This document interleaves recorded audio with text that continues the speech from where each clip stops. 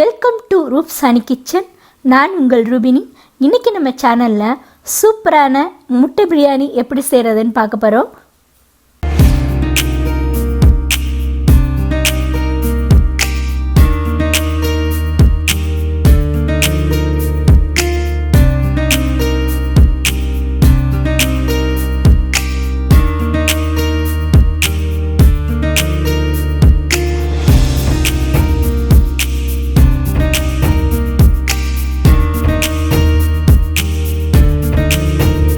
இப்போ ஸ்டவ்வில் தோசைக்கல் வச்சுக்கோங்க.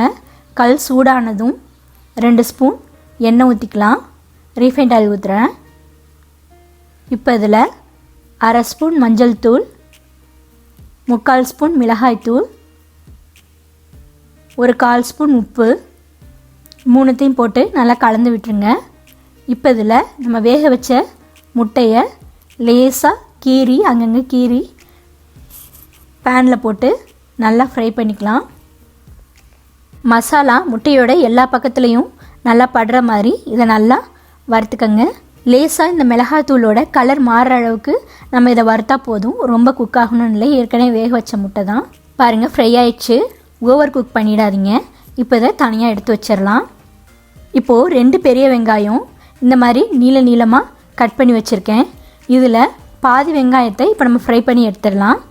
இப்போ அடுப்பில் ஒரு எண்ணெய் சட்டி வச்சுக்கோங்க. அது காஞ்சதும் எண்ணெய் ஊற்றிக்கோங்க. இந்த ஒரு வெங்காயத்தை பொரிக்கிற அளவுக்கு எண்ணெய் ஊற்றிக்கோங்க போதும். இப்போ இதில் நம்ம வெட்டி வச்ச வெங்காயத்தில் ஒரு வெங்காயத்தை இதில் போட்டு நல்லா ஃப்ரை பண்ணிக்கலாம்.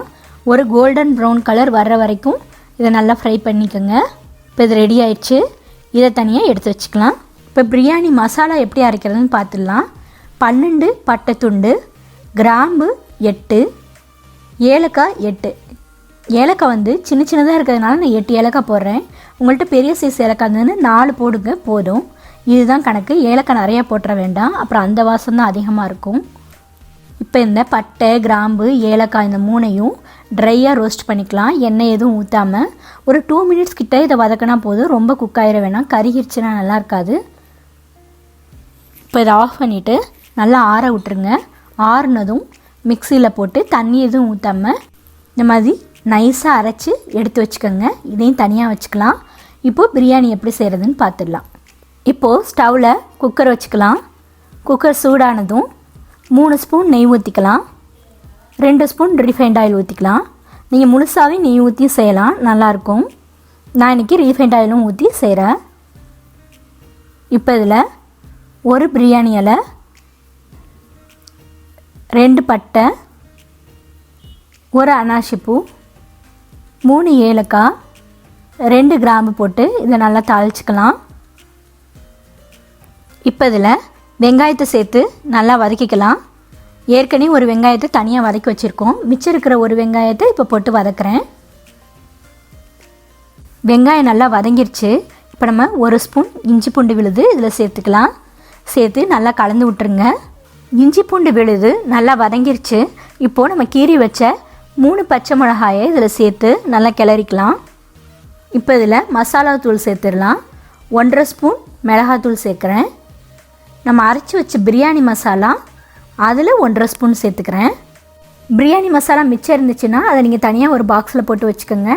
ஒரு 3 மாதத்துக்கு அது நல்லாயிருக்கும். நீங்கள் அடுத்தடுத்து பிரியாணி செய்யும்போது இதை யூஸ் பண்ணிக்கலாம். இப்போ இந்த மசாலாலாம் எண்ணெயில் நல்லா பொரியட்டும். அப்போ தான் இந்த பச்சை வாசம்லாம் போகும். ஆனால் கருகிராமல் பார்த்துக்கோங்க. இப்போ மசாலா நல்லா பொரிஞ்சிருச்சு. இப்போ நம்ம 2 தக்காளி வெட்டி வச்சதை சேர்த்துக்கலாம். 2 தக்காளி மேலே போடாதீங்க. ரொம்ப தக்காளி சேர்த்தா தக்காளி சாதம் மாதிரி ஆகிடும். இப்போ தக்காளியை போட்டு நல்லா இதை கிளறி விடுங்க. தக்காளி நல்லா மசியணும்.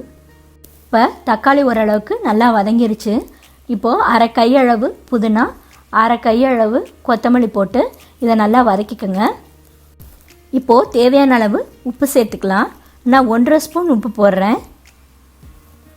இப்போ உப்பு நல்லா கலந்து விட்டுட்டு 3 ஸ்பூன் தயிர் ஊற்றிக்கலாம். தயிர் ஊற்றி நல்லா கிளறி விட்டுருங்க. இந்த தயிரோட பச்சை வாசம் நல்லா போகணும். இந்த மசாலாவோட தயிர் நல்லா சேரணும்.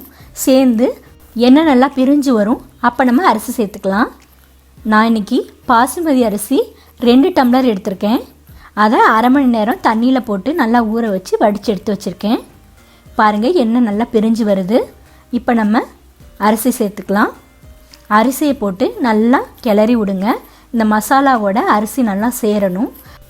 இந்த மாதிரி கிளறி விட்டுட்டு இப்போது 4 கிளாஸ் தண்ணி ஊற்றிக்கலாம். 2 கிளாஸ் பாஸ்மதி அரிசிக்கு 4 கிளாஸ் தண்ணி ஊற்றிட்டு நல்லா அதை கலந்து விட்டுருங்க ஒரு தடவை. அவ்வளோதான் போதும். இதுக்கு மேலே கிளறக்கூடாது. கிளறுனா அரிசி உடஞ்சிரும். இது நல்லா கொதி வரட்டும். இப்போ இதில் நம்ம வறுத்து வச்ச முட்டையை சேர்த்துடலாம். கூடவே நம்ம வெங்காயத்தை முன்னாடி எண்ணெயில் போட்டு பொரிச்சு வச்சோம் இல்லையா, அதையும் இப்போ சேர்த்துடலாம். இது நல்ல ஒரு எக்ஸ்ட்ரா ஃப்ளேவரையும் சுவையையும் கொடுக்கும். இப்போ நம்ம குக்கரை மூடி வச்சிடலாம். இது கரெக்டாக ஒரே ஒரு விசில் வந்தால் போதும்.